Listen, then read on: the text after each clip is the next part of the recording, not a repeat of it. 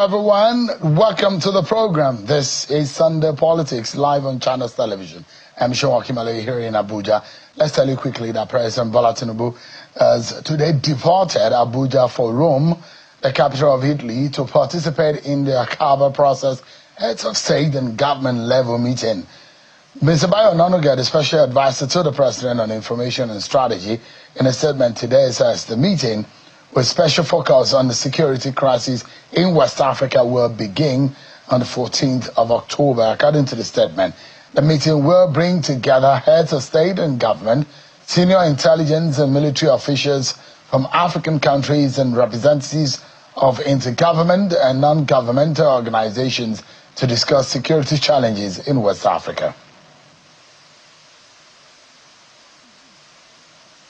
Let's tell you, of course, reactions have been trailing the decision of the federal government based on the Committee on Clemency for the president to grant clemency to 175 convicts and former convicts, including notable figures such as the late Major General Mahman Vatsa, Major Akubo, Professor Magaji Garaba, Mariam Sanda, Ken Saruriwa, and Honorable Farouk, former member of the House of Reps, and other members of the Ogoni Aide. According to a statement by the presidency, it says that the gesture was made on the recommendation of the Presidential Advisory Committee on the Prerogative of Mercy, chaired by the Attorney General of the Federation and the Ministry of Justice, Prince Lateef Fagbemi. The committee says the convicts were considered for clemency based on factors such as remorse, good conduct, old age, and rehabilitation through education or vocational training. Some inmates were recognized for their enrollment in the National Open University of Nigeria, while others are demonstrated notable behavioral reform. We're already getting reactions on the decision of the president for some figures that have been granted this clemency. But let's get the legal standpoint of this decision of the presidency and those who have said what criteria were considered to grant all these persons the clemency. I'm being joined by a senior advocate of Nigeria, Mr. Jibrin Okutapa, who is live for us here in our studio. It's good to see you, Mr. Okutapa. Thanks so much for joining us tonight.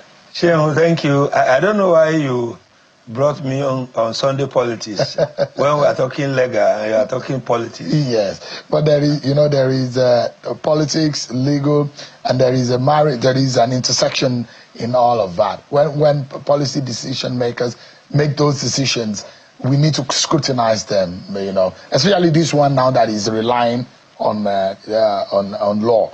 Yes. Give us an understanding. It resides, isn't it, in the constitutional powers of the presidency to give clemency and the executive. What is the position of the law on the issue of prerogative of mercy? Well, the power of the president to grant mercy or prerogative of mercy or clemency to anyone convicted under the law made by National Assembly is not in doubt. It's encapsulated in Section 175 of the 1999 Constitution as amended.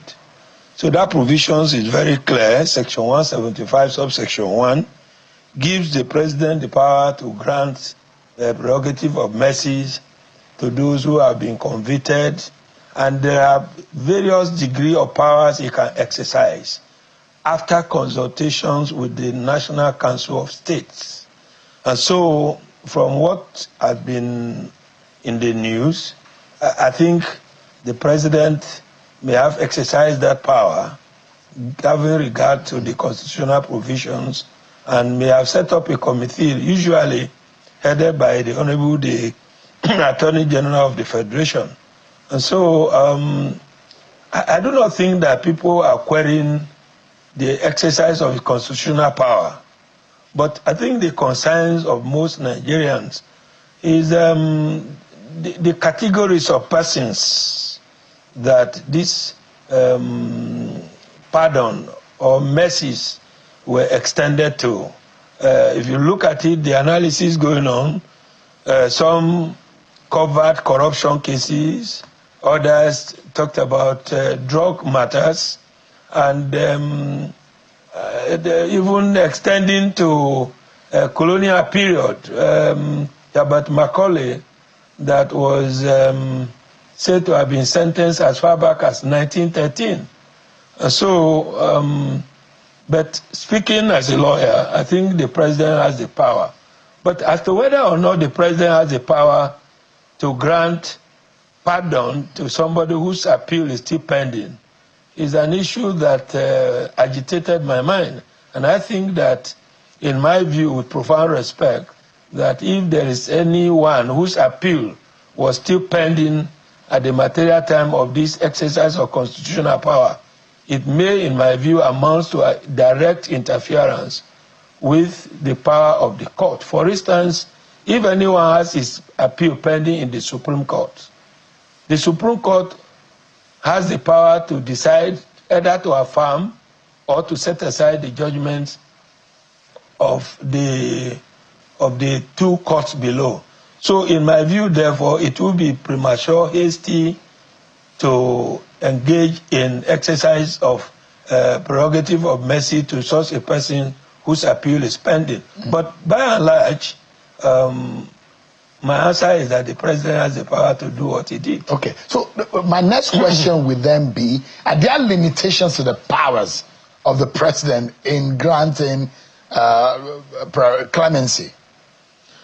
I think the only limitations are the complaints of the president's employers. And the employers of the presidents are Nigerian people.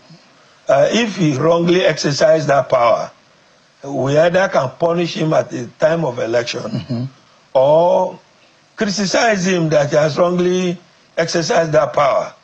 Or the National Assembly may also, if we have one that is exercising the power of checks and balances in a manner that is not rooted in partisan consideration, can also say, Mr. President, you have abused this power, and so we are going to punish you.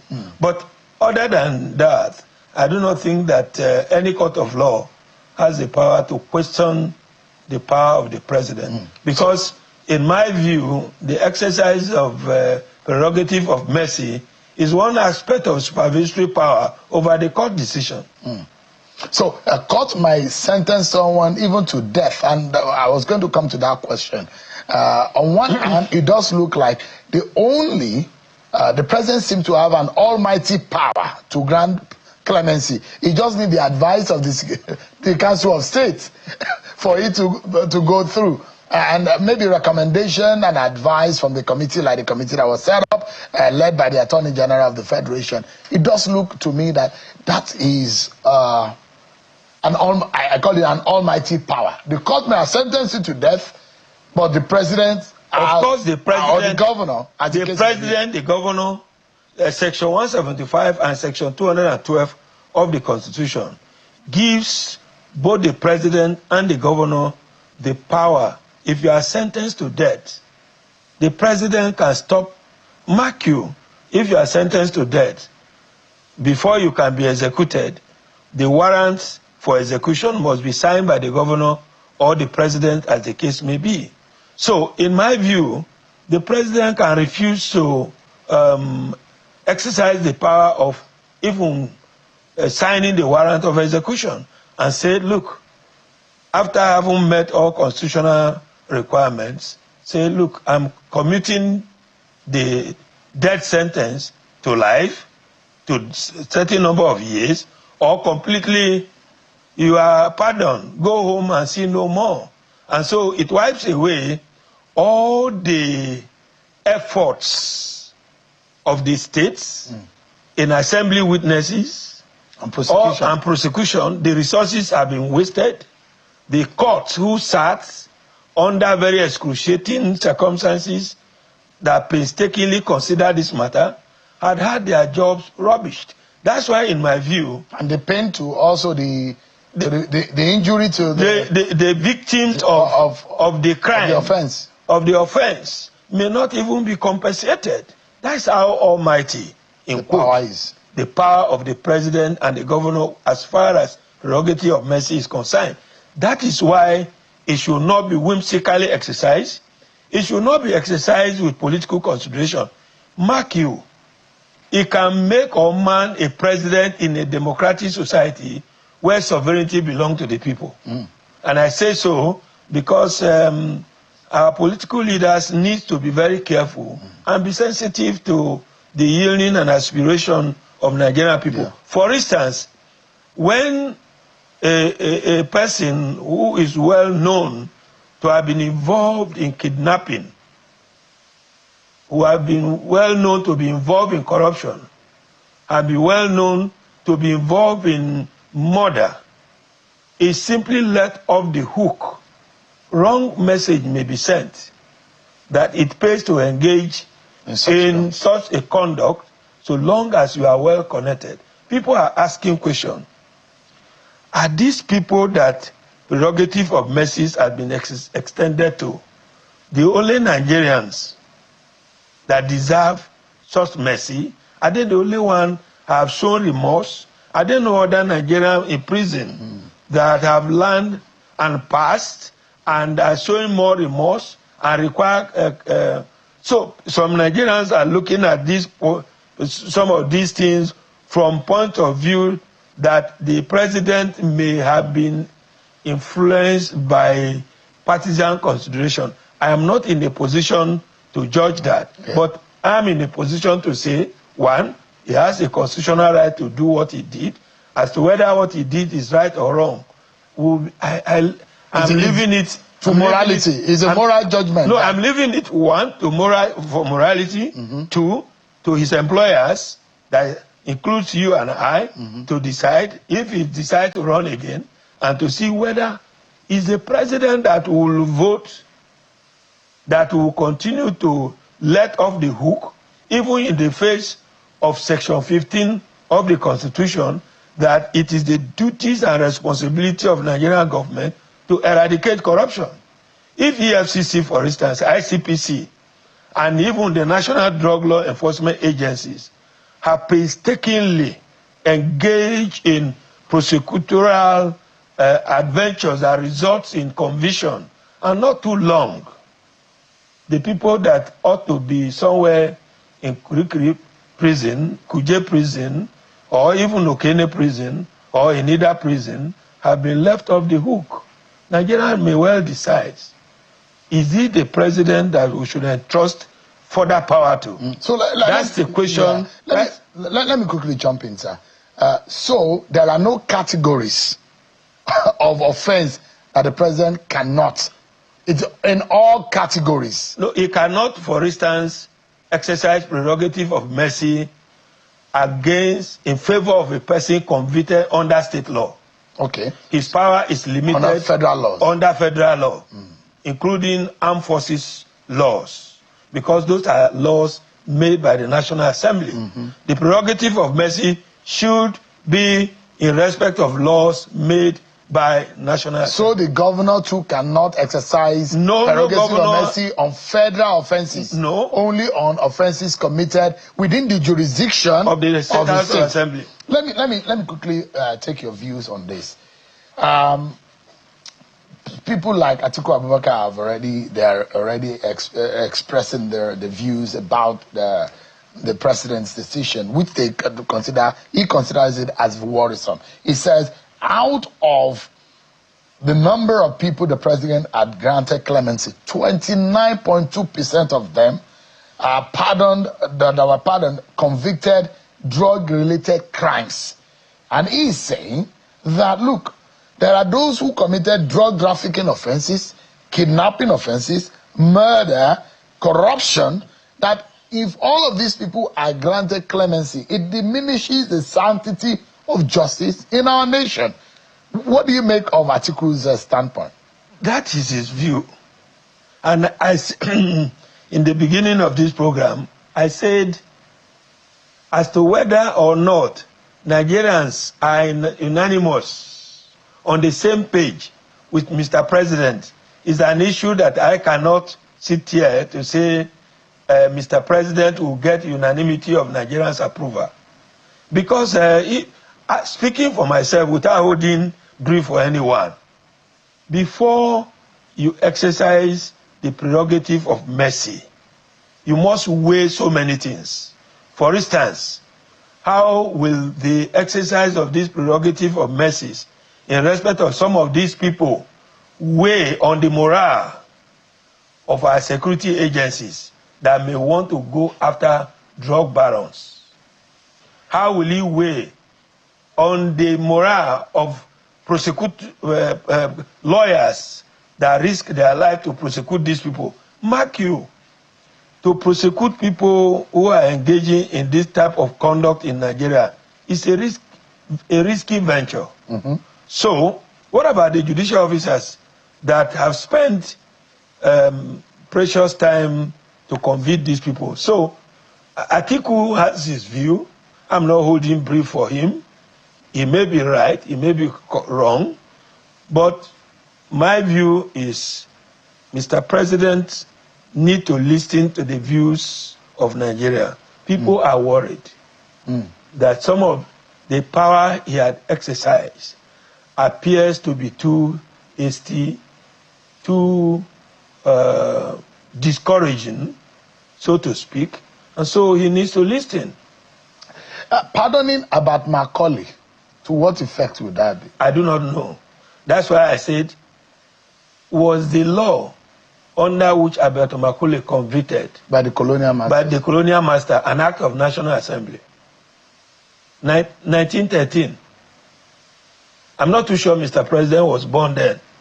I'm not sure either. So, who made that law? Was it the National Assembly? What about the Ogoni? Those Ogoni persons that were given They were convicted under military decrees. Yeah. And one can say under our law that military decrees upon coming to being of the 1999 Constitution, if reenacted, are deemed to be an act of National Assembly. I have no problem with that. But I have my worry as to whether the pardoning of Herbert Macaulay for an offense that was said to have been committed. In fact, I just got to know about that because I only know that Herbert Macaulay was a nationalist, and his images are all over, even on our currency. There is also VATSA. Of course, General Vasa, you all know the story. I'm not saying that all the decision on all, speaking as a Nigerian voter, were wrong. But there are some, I don't want to point them out, that ought not to have at this stage. For instance, when we are thinking about fighting corruption, when the security situation, the optics are not good of Nigeria as of today, you cannot freely move around. What is the basis of pardoning a kidnapper? A convicted kidnapper. Or thief. A convicted thief. A convicted treasury looters. Or drug baron. Or someone who killed a spouse. That is, again, I ask, is the appeal still not pending in the Supreme Court? So, let's leave this. All right. Let's move to another issue. Of course, now, from political science professors now, we have now come to law professors that have now been nominated to lead INEC. And this time around, it is falling on a Kogi man for the very first time.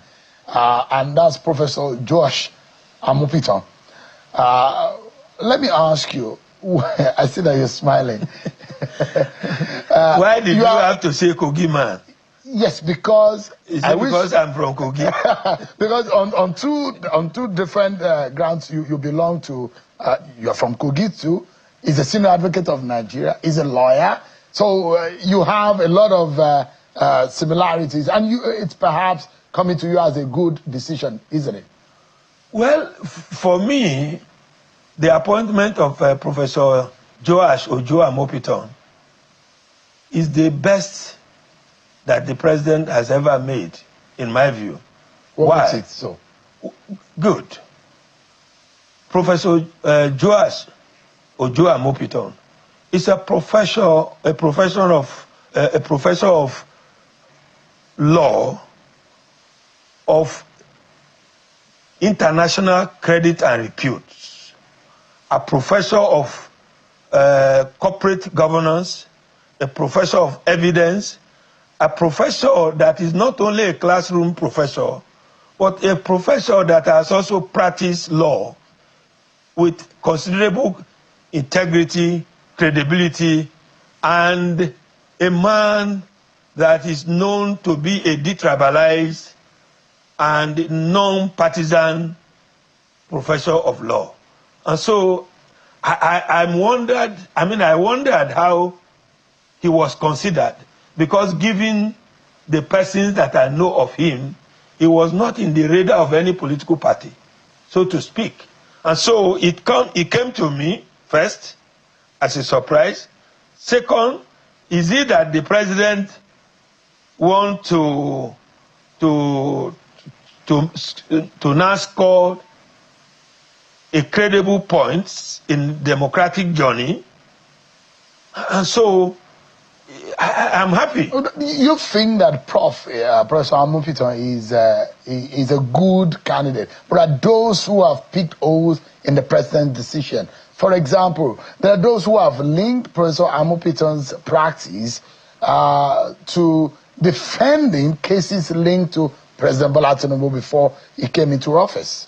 Those are people with profound respect have exhibited what I call gross ignorance of information, of facts, and of truth. Because Professor Joas Amupitan had never and was never a lawyer to President Ahmed Bola Tinubu. At least I have the privilege to know it. Why? Because I was a lawyer, or in the legal team of His Excellency Peter Obi, and we stood before the Presidential Election Petition Tribunal, President Ahmed Bola Tinubu, and I was consistently appearing in that court. Perhaps people are mistaking Professor Joas Amupitan to Professor Taiwo Osipitan, SAN. They are two different professors of impeccable character. So Professor Amupitan was never on the legal team of Mr. President. So now, for those who know that, of course, when you see before we go into all this, just a moment, sir. If you look at the court papers, you of course know, for those who are following, but there are cases before now that Professor Amupitan has been linked to, being as a counsel to those cases that are linked to Bola Tinubu. Which case? Because, you see, the Nigerian Constitution did not even specify your qualification to be INEC chairman. There are only 3 qualifications. 1, you must be 40 years, not below 40 years. 2, you must be a non-partisan person. And then 3, a man or woman of impeccable integrity. Has any of the persons that have chosen to play to public gallery simply because of whatever they consider to be their... I'm not a fan of Mr. President. I'm not his spokesperson. There are some things that the president does that I don't like. But it is you do not just for the purposes of criticizing, and I am not saying because Professor Amupitan is from Kogi. If Professor Amupitan had a baggage, I would say he's not qualified, and heaven will not fall. But given Professor Amupitan that I know, first, Professor Amupitan became a lawyer in 1988, before I became a lawyer. 2, he went to the university I went, University of Jos. He had been Dean of Law.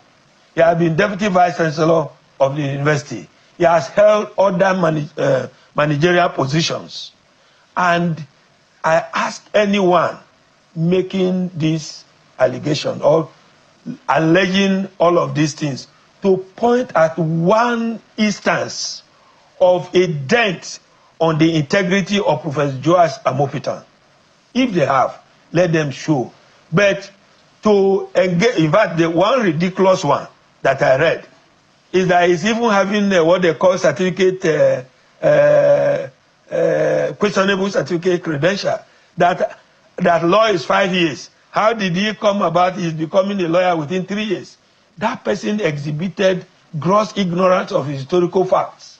Because you're sincerely sitting here, so spent 3 years in the university, and I got my LLB. I went to University of Jos in 1987. I graduated in 1990. Went to law school, became a lawyer in 1991. Because at that material time, law, there's what we call direct entry and jam admission. Jam admission and direct entry. Direct entry, you go for 200 level. And then some people come for 100 level. Those who come for 100 level spend 4 years. I went, after finishing my IGMB, I got admission to read law, and I went to 200 level, 300 level, 400 level. I graduated. And today, it will be without sounding modest, no one can say Professor Amupitan or myself or other who didn't even go to university in those days are not good lawyers. But so, in summary, this decision, out of any other decision, is a fantastic decision from President Tinubu. Given the accumulative knowledge of Professor Amupitan, 1, in evidence, 2, in electoral jurisprudence, 3, in administrative capacities, being in the university center for years, from 1989 till date. And if you look at his CV, it will give you an understanding of that, who that professor of law is. So my view is, let us not, because I don't like Sheung, they hate channel television. No. There are certain things that channel television may do that is right, but because I don't like Sheung does not mean that whatever channel television does is wrong. So my view is, the only thing I know that we should now do for Professor Joas Amupitan is for him not to allow himself to be changed.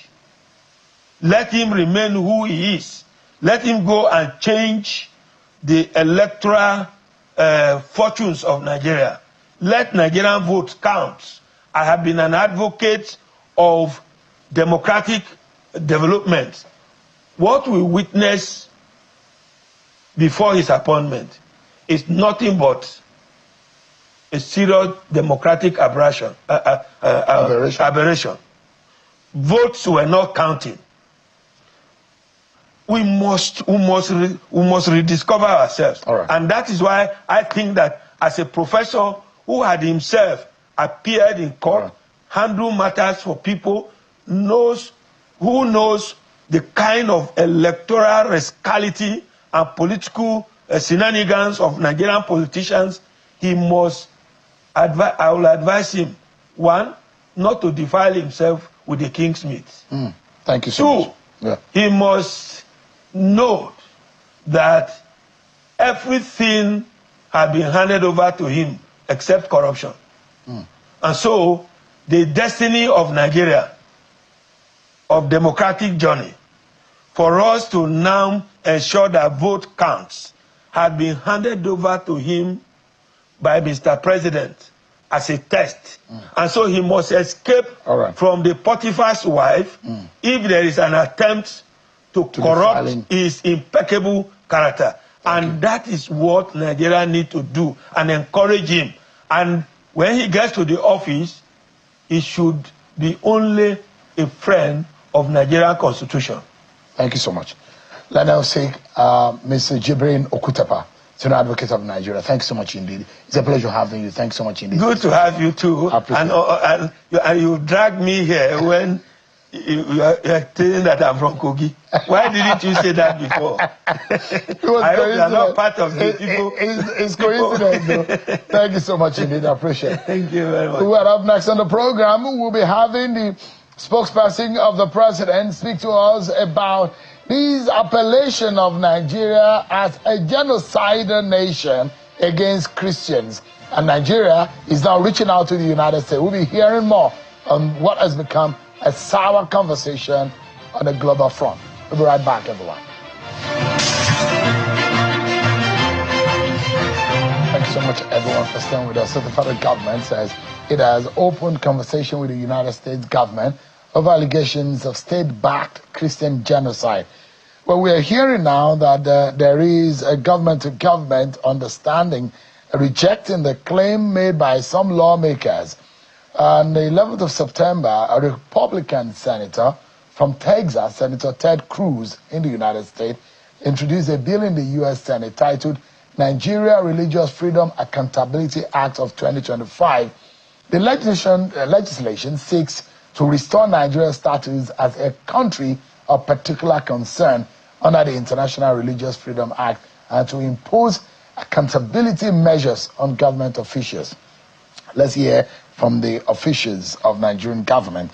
I'm being joined by Mr. Daniel Boala, a lawyer and a spokesperson to President Bola Tinubu, who is live for us here in our studio. Thanks so much indeed for joining us tonight. Thank you for having me. How damaging is Senator Ted Cruz's position? He's not only saying it, he's moved it as a movement of law for an act of parliament in the United States. First of all, Senator Ted Cruz is having a declining popularity in the U.S.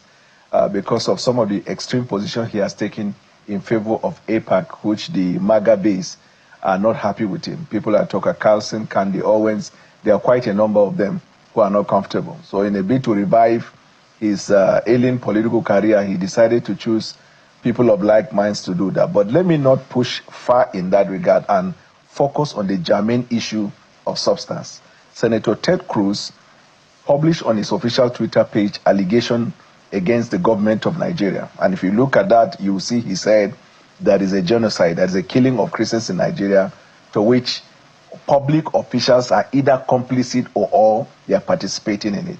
In other words, he's trying to say that there is a genocide and the genocide is perpetrated by Nigeria government.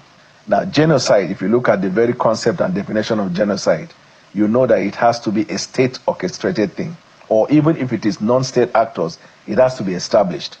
The second thing is talk about the participation of the government of Nigeria. He knows it is false. But let me tell you where the story is coming from. Or maybe he doesn't know. Let me tell you. The reason is because almost all of them base that position that they said on this report. This report was written by Inter-Society Civil Liberty and Rule of Law. They call them International Society for Civil Liberties and Rule of Law. It is founded in Nigeria and it is somewhere in Onitsha. Most of the references they made were in this report. Now, if you look at this report, which was first published in August, and then they updated it last month, September, you will know that this is a pure case of agenda, and it has IPOB backing. This report can be seen on their website, Inter-Society Civil Liberties and Rule of Law. Now, they gave what they call to be a report of killings in Nigeria. They said they got their sources from multiple places. They also said they relied on their previous archive in reaching the conclusion. If you look at the entire report, 70% of the cases of killing that they are referring to happened in 2015, 2016, and I think 2018. The reference they made to the killings in 2025, they said the report, they got them from Sahara Reporters, they got it from one civil society, and they got it from what they call open source. Almost all of the things that they were published, they were based on hearsay. Now, if you're writing a report, the little I know about people who understand what research is, you have to go to the root of the source. You have to verify the point. Nowhere in this report has he established one fact, that this report stemmed from a research by their organization. Needless talking about the people who fund this particular organization. But do you know one intriguing thing about this report? He has analyzed every killings in Nigeria. There is one killing that he refused to acknowledge. And in fact, he even said that all of the killings of priests, the citizens of the southern eastern Nigeria, he said they were perpetuated by the Nigerian security forces, Nigerian crack team, and Nigerian intelligence officers in the pretext of fight against IPOB. Then in that report, he came to that very, very important point here, where he said, all of these have seen reckless whatever, and that the premise for which there is false labeling, mass criminalization, class stigmatization, and here's a conclusion, is premised on two things. Number one, that since IPOB and its leaders are followers of Jewish or Judaism religion in the East, while clothing Christian religionists and their churches somewhere in the Southeast, that they classify this IPOB because they look like they are Jewish people, and that is why they are killing them in the Southeast. He said, nowhere, like I told you in this report, where he will say he admits of the fact that there is any killing in the Southeast and that the killing was perpetrated by the IPOB or Eastern Security Network. This is the only report the senator relied on. Meanwhile, there have been reports by Human Rights Watch, a report by Amnesty International, United States Institute of Peace, and all other allied reports on insecurity in Nigeria. Not a single one referenced any form of insecurity as religiously based killings in Nigeria. So there is a concern, though, because where the fire is originating from, it does look like it's Nigerians who have instigated this, and there are those who say they have directly been impacted by the killings in Nigeria. Right. For example, July this year, some Nigerians, some of them who are from Benue State, right, they had a protest press conference in Washington, D.C. Right. And now we're even hearing that Makoribu is supporting this move. And they said that there is a genocidal attack in their land. Some of these people, and I would say after the Yewata attack, those who have risen up to say it does look like a coordinated attack against Christians, because most of the people that were attacked, churches were attacked, the people that were attacked, most of them are Christian. That it looks like a coordinated attack. Nigerians in the United States seem to have fueled or instigated it. So there are three things you've mentioned here. Number one is the group that went and protested. Number two, the issue they presented to the congressmen. They are fabricated and half-truths. Yes to the fact that there have been killings. No to the fact that the killing is because they are Christians. You see, because anywhere a crime is committed, the tribe or religion that is predominant in that place will be the most casual. You will see the most casualty there. In the same way you see in Zamfara, in Sokoto, in Katsina, in Kebbi, where these bandits have come and killed people, abduct people, majority of them are Muslims. So when you go to Benue and Plateau State, where predominantly they are Christians, when these things happen, the most of the casualty will be what? The Christian people. Could it be, sir? But let me tell you this one. Recently, there have been arrests of individuals that were fomenting crisis in Benue. Guess what? They were flown in the public media. Some of them are Christians. So some of the places, the crisis there, they ask their governors will tell them, because governors receive intel report. It is not because they are Christians. Either it is based on land grabbing, cattle rustling, cattle this, whatever it is, that is the component. That's why United States Institute of Peace never mention religion. So when you go to the United States and you push religion, that you are being persecuted before you are Christian, to me, is a mischaracterization of the real issue. What is the implication of Nigeria being designated as a country of particular concern? Well, if a country is designated as a country of particular concern, what happened is that that country is likely to come under sanction.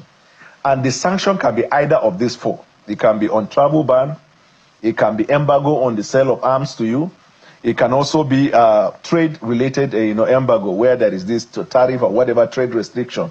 And it can be the fourth one, I think I can't remember, either of these four can happen to you. Now, some of these Nigerians who are overzealous and are wanting this thing to come on Nigeria because either you are in the opposition or you are even a pastor. You feel that this thing should happen. If the embargo or ban is placed on Nigeria, maybe you've been going there to preach. Nigerians can't go to America. You know, recently, Donald Trump banned certain countries where people from those countries can't go there. So you have to know, if you are somebody that travels abroad for what, it can be religious, it can be trade, it can be business. If a sanction is placed on you, that is likely going to affect. But there are those who will say the Tinubu government has to do a lot of work because these things are being instigated by Nigerians. So let me tell you why lately Nigerians have been crying for long about insecurity. They've been pushing this issue of religion for a long time. But these guys in the West, that's why I say it's orchestrated agenda. These guys in the West never paid attention to it until an event happened at the United Nations. And 24 hours after that event, Bill Maher was the first to start talking. And he said that is killing of Nigeria. If you're Western media, you are not talking about it. Shame on you. And I don't know why the Nigerian people are not in the street protesting. After he said that, 2 other podcasters said it. And then before you know, the senators, who are APAC-backed senators, and senators who have ailing political career, those ones continue to say it and ask people to retreat. Now, this is how you will know that it is agenda. When Nigerians were crying insecurity, what did they do? They didn't do anything. Until now, they feel the opportunity presents itself for them to pick that thing up in order to create problem for Nigeria. And you talked about Marco Rubio may buy into it. Because before now, when Marco Rubio was an ordinary senator, Marco Rubio was among the persons who were pushing for that kind of a thing. But we are committed in bringing out the falsehood. We admit there is insecurity in Nigeria and we're fighting it. We have made significant progress since 2023 when the president came. None of the insecurity in Nigeria relates to religion. And we are making the progress that is required. Give me a moment, Mr. Bwala. We go on another break. But when we come back, it's how to find a permanent solution to what has become a major concern on the global stage for what is happening on the local front. We'll be right back after this break as well. Thank you so much, everyone. Let's get back to the conversation with Mr. Daniel Bwala, President spokesperson. How do we repair what has become a very concerning situation? So what we are doing first is to do a pushback on that. I just came back from France where I granted an interview with the French television. We are going to be in all the Western media to state the facts as they are. You know, there is no Christian genocide in Nigeria and we're fighting insecurity. Donald Trump has the highest confidence of Nigeria. In fact, Donald Trump, when he came in 2016, he committed to selling and started selling to us some of the ammunitions that the previous government didn't give us. He knows the importance of Nigeria and the strategic position that Nigeria plays in fighting against insecurity. All these things that these senators are doing, tending to push him to make official statement or take a position, will not work because this agenda is premised purely but what on are we agenda doing it has locally? nothing to do with fact. I mean, if the optics and the reputation is what is being damaged, what about the real action on the ground? Is this government really saving lives of Nigerians? Yeah, oh, sure, Are Nigerians safer today than their lives were before this government came into office? Nigerians were superlatively safer today than they were because you know that before 2013 or 2023, there were prison breaks everywhere in Nigeria, even in Abuja here. You couldn't come, daylight, they will come and kidnap people. Before President Bola Tinubu came on board. And then you saw those everyday killings in every part of this country. But after he became president, we have not had prison break. People are going about their businesses all across the country. We see skirmishes of insecurity every now and then, which is usual. If you look at the world crime record now, the crime that are committed on an average in a day in America is more than the ones committed in Nigeria. Right now, if you look at it. In England the other day, a Jewish community was attacked in Manchester. You would have thought they wouldn't have crisis. In America, Charles Kirk was talking in the daylight. They killed him. So some of this insecurity you will see there. But in a whole, this government is making all of the progress required. Daniel Bwala, President's spokesperson, thank you so much indeed. Thank you for your time tonight. I appreciate your time. Thank you. Just before we go, everyone, there is a matter that we need to address as a people. Tonight, as the conversation on governance deepens, one question stands taller than most. Who leads our elections? And what does that choice say about us as a nation? At the heart of Nigeria's democracy lies an institution that should be beyond suspicion, the Independent National Electoral Commission, INEC. Yet its image today bears the bruises of public doubt, fractured trust, and lingering controversies from the 2023 polls, many Nigerians still whisper the same question: can we truly trust the umpire? For a nation still healing from the deep bruises of the 2023 elections, with citizens divided along lines of tribe and faith and suspicion, this decision will echo far beyond the corridors of Aso Rock Villa. It will, in no uncertain times, define whether Nigeria is truly learning from its past or, tragically, rehashing its old mistakes. As President Bola Tinubu nominates a new INEC chairman in Professor Amupitan, history quietly flips its next page. This is no ordinary appointment or nomination. It is a defining test of integrity. INEC's reputation today is undeniably dented, its credibility shaken, its neutrality questioned. Many Nigerians feel their votes no longer speak for them. And when the ballot loses its voice, democracy itself begins to fade into the shadows. The appointment of the next electoral umpire must, therefore, be handled not as a matter of political convenience, but as a sacred national trust. Mr. President, the Nigeria of 2027 is not the Nigeria of 2023. The people are more aware, the divisions sharper, the stakes immeasurably higher. The wrong choice or even the perception of a wrong choice could irrevocably tilt our fragile nation toward a corrosive cynicism and a dangerous apathy. A silence that is deadlier than any dissent. History is replete with examples from Sudan to Venezuela, where weakened institutions became the matchstick for instability. We cannot and absolutely must not walk that perilous path. The National Assembly, too, must remember this is a profound test of conscience. Nigerians are watching, and they will remember every action. When the time for judgment inevitably comes, no lawmaker will be able to hide behind the anonymity of the crowd. Every single vote cast in that chamber will count, not just on the floor of the Senate, but in the very hearts of the people. And to the nominee himself, this is no ordinary office. It's a seat that will define your life and shape your legacy for generations. Every past affiliation, every carefully chosen silence, every single decision will be scrutinized under the harsh light of public expectation. Nigerians have seen far too much to be taken for granted ever again. If you must serve, then serve unequivocally on the side of good.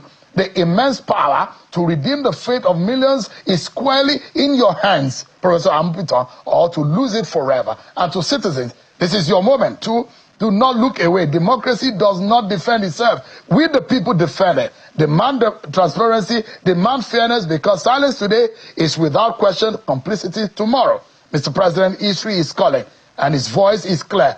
Build the democracy that future generations will rise to thank you for, not the one they will curse in bitter regret. Just before we go, everyone, let those who hold power remember this immutable truth.